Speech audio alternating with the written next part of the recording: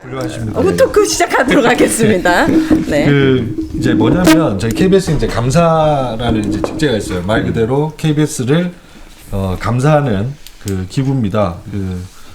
아까 제가 잠깐 말씀드린 것처럼 이 감사실에서 이제 실무진을 이끄는 이제 부서장들 3명에 대해서 지금 설 연휴 직전에 대답 나간 그날 저기 임명을 강행을 해요. 사장이. 네. 근데 그 전에 한 2, 3개월 전으로 거슬러 올라가서 내용이 물밑에서는 이 감사와 그 인사권자인 어쨌든 간에 사장 간에 이 인사를 하려고 했고, 사장은 감사는 나의 독립성이라는 것들이 온전히 보존되기 때문에 네. 이거 받을 수 없다 해서 이게 물밑에서는 뭐 법적인 뭐 이 다툼의 여지 뭐 이런 것들을 서로 다투고 하는 것들이 좀 있었어요. 근데 이게 사장이 그냥 이제 임명을 강행을 해버린 거죠. 임명을 강행을 하면서 수면 위로 이제 완전히 올라와 버린 것이고. 원래 감사 동의를 받아서 인사하는 거 아니에요?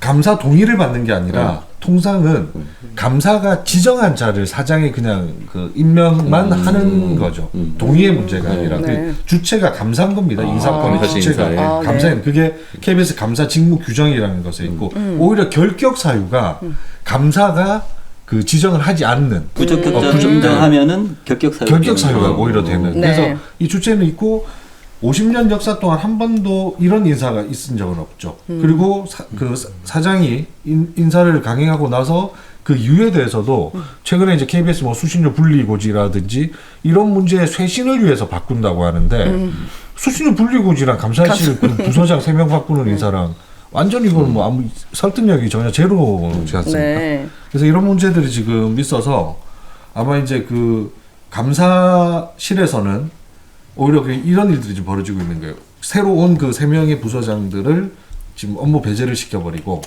오히려 이 사안 자체를 감사가 감사하겠다. 특별 감사하겠다. 사장이 이렇게 독립성을 침해 온 것에 대해서. 그래서 아마 특별 감사반을 지금 꾸리려고 하는 것으로 지금 알고 있고.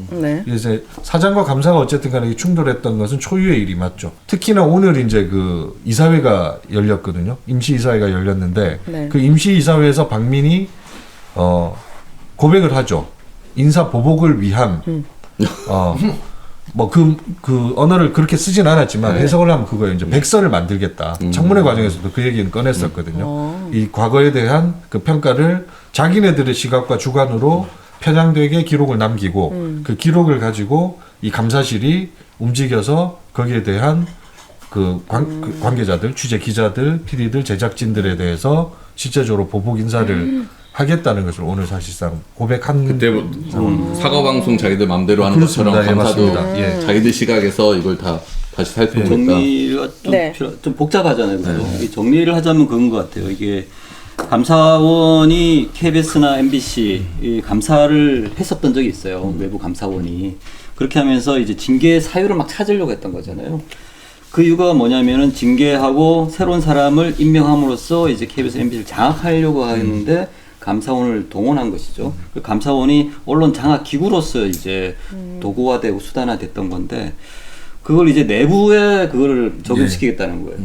이거는 이제 방송 제작 장악을 위해서 감사 내부실을 인사권을 통해서 장악을 먼저 한 것이라고 보여지고요. 그 과정에서 사실 불법적인 게 있습니다. 업무 감사 직무 규정에 보면은 감사가 감사 부서의 직원으로서 적당하고 인정하는 자여야 돼요.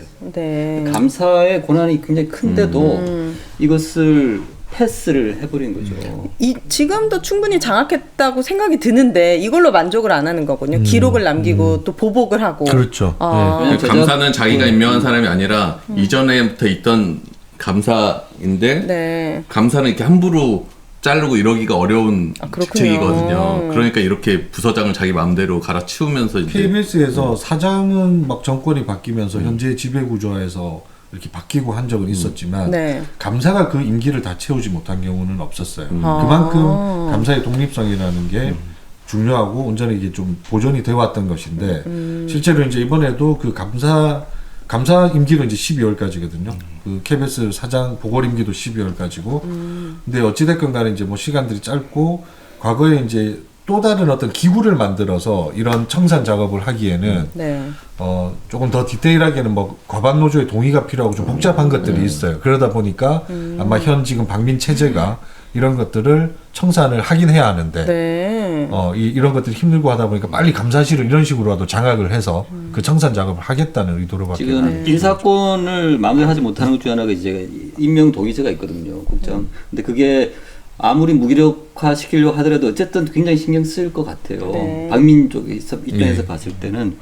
그래서 감사를 통해서 어떠한 하자나 문제점들을 발견을 해서 그걸 이제 정당화시키는 계기로서 쓸 수가 있지 않을까 싶은 거죠. 이게 그래서 사실은 이제 내부 장악을 위한 본격적인 시도에 들어갔다. 내부 구성원들이 이제 더 팔짝팔짝 뛰고 난리 쳐야겠네요, 이제.